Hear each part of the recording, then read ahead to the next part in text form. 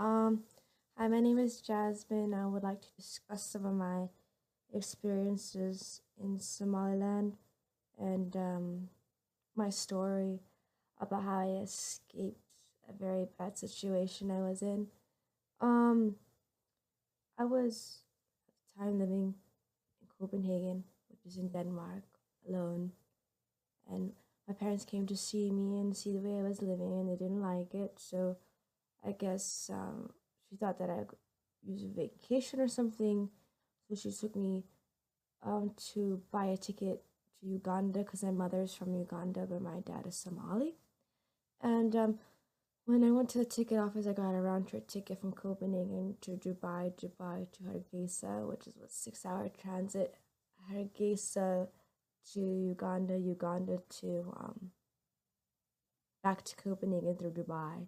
And like I was kind of questioning why I had to transit Hargeisa because if I can go back through Uganda through Dubai, why do I have to go to Hargeisa? But I wasn't really covered up when I got to Hargeisa. I just had a small shawl and some like pants. And I didn't really think that it would be bothered if I'm in a taxi going somewhere for a bit to see some family and then come back. But as I leave, I get in a taxi. I'm stopped by airport security, like the border from the airport.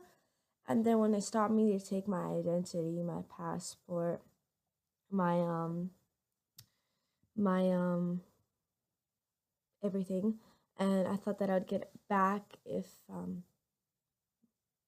my mom gave it up too, but I didn't. I ended up getting tricked and being sent to a boarding facility where they take other Somali girls from the outside to have like religious and Islamic learning stuff, like you learn about the Quran and things. But that place wasn't really what was doing.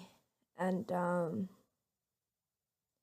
when I when I get there, I'm locked behind two gates, and then um, I'm getting shoved into a room. And when I get shoved in the room, I'm fighting and resisting because there's two cops that came with me. And when I'm fighting them, someone comes in and grabs some like metal chains. And when they grab some metal chains, they chain my legs and end up chaining my feet together. And then I'm like, what the fuck am I doing here? Why am I here? Why am I being chained?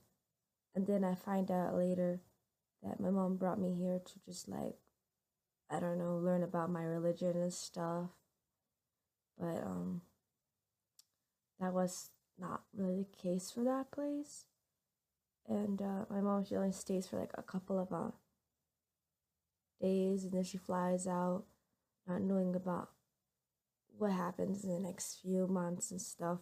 But like that place have ranges for different age groups. Like there's 13-year-olds, there's 22 and 33-year-olds.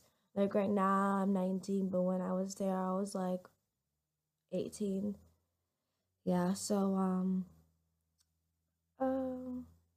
people get beat there by men. You get locked in rooms. They'll lock you in rooms underneath the stairs for hours, sometimes days, for really stupid reasons. If they want to punish you more, and if you get in trouble during the morning, they won't feed you until the evening. At night, you're forced to wake up for every single prayer in the morning. You're forced to pray every time of the day. Um, we get locked in our rooms at night, so we don't try to escape. Um, they chain us for really, really long periods of time. We could be on chains for about 2 weeks at most. And we'll chain with showers, and we learn to just slip our underwear off through the metal chains.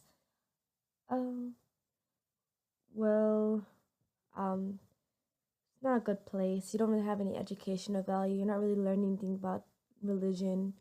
You just uh, sit there and stare at the wall. There's no internet, there's no cable, there's no TV. You don't have a phone. If you want to call your parents, you wait till Friday for them to call you if they know that they can call you. And you don't get much time talking on the phone, and it's not much time because they're using the woman who owns her phone there. It's just a horrible place. There's many girls there that are like from the outside. Like all of them aren't really from Hargeisa or Somali-Land. They're just there, and most of the time they're tricked. Sometimes if you get in really big trouble, like if you get in fights with staff and things, they'll lock you in the room outside. And when they lock you in the room outside, you'll sleep in there with no blanket, no pillow, no mattress, on a cold concrete floor. I know a girl who denounced being Muslim. At one point when she denounced being Muslim, they beat her, and when they beat her, they chained her hands and her feet together, connected. So like not even just like your hands being connected, it's like it's together on your feet. At night, right before she would go to bed, they'd bring her upstairs to sleep. She didn't have any human contact or like socialization for like a month because she just stick to what she was saying. Sometimes they would beat her so much when they asked her, "Do you want to come back to being Muslim?" And she would say no. Then they would just take all her clothes off while a guy's standing there and beat her naked and throw water on her and leave her drenched in the cold where she can get pneumonia and stuff. Well, the only way I could get out is that I had to contact the embassy and get a go home paper because my mom took back her passport with her, so I couldn't leave the country. So, but before I did that, I ran away. And when I ran away, I jumped a wall. And when I jumped the wall, it was about like 15 feet high. It was really tall. And there was like barbed wire around it. And when there was barbed wire around it, I got help because there was somebody across the wall. He like moved the barbed wire a bit and carried me off. And then I got cut up by some cactus. But I'm all right now. I just want to tell people that I'm very disappointed in my culture. I think lying is a very deceiving weapon, and if you want someone to change, you don't have to lie to them and keep them against their will and force them to some random place they don't know anybody from. And the only reason my mom thought that I'd be okay if I go there is if I would change. And at this point, I haven't really changed except being mentally scarred by being beaten by men and stuff like that, and being damaged. But I'm still gonna do whatever I want. I'll be home for a bit, but I'm gonna get my shit together and I'm leaving because I can't be here. And about where I stand with my religion, I'm who I am. Your religion really doesn't have to define you or your culture. It's your personality and character. I believe in God. I believe there's somebody. But I don't believe that you have to be an extremist about it. Like, I know where I'm from in Denmark, most people just don't believe anything. Like, they don't believe, they don't want to be, like, categorized in a religion.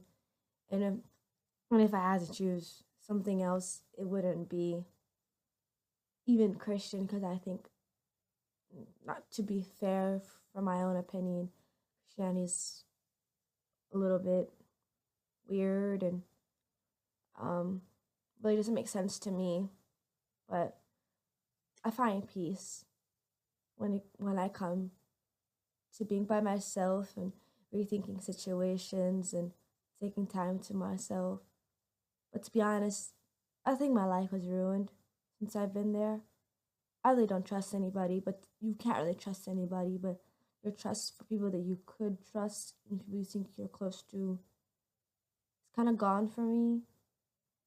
So, like, if you have any other questions about that, just comment or ask for another video. I think for being 19, I've been through a lot. I think that shit happens for a reason, to shape somebody. But there's still other girls there. To be honest, a lot of them from England and stuff. There's still many girls there Don't know how they're doing. But there's not much I can do. Just gonna tell people that don't ever consent to go on vacation with your parent if they're transiting in a country that's third world. Because, girls in Somalia or Somaliland really don't have any say. They're not really adults, even if you're 19, until you get married. And then even then, your husbands are like in control of you. I just think my culture is ridiculous. And when people ask me where I'm from, I just be like, I'm from Uganda because I am half Ugandan. And I kind of slip away with things. My name is Jazmine. So, um, I don't know. I just don't like where I come from anymore. There's nothing to be proud of.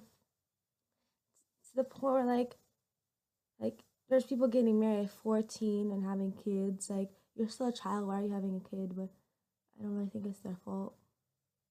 Yeah, I've got a lot more interesting things that happened to me in my life, like having two different identities that I really want to be fixed, like name change and birth dates. But it's not my fault. It's like mom's fault. Most of the shit that's happened to me, but I shouldn't blame her for everything. It's my fault for bringing her back into my life. I was doing okay. I should have just stayed in Copenhagen and started school. Yeah. Anyway, if you have any other questions, ask. Bye.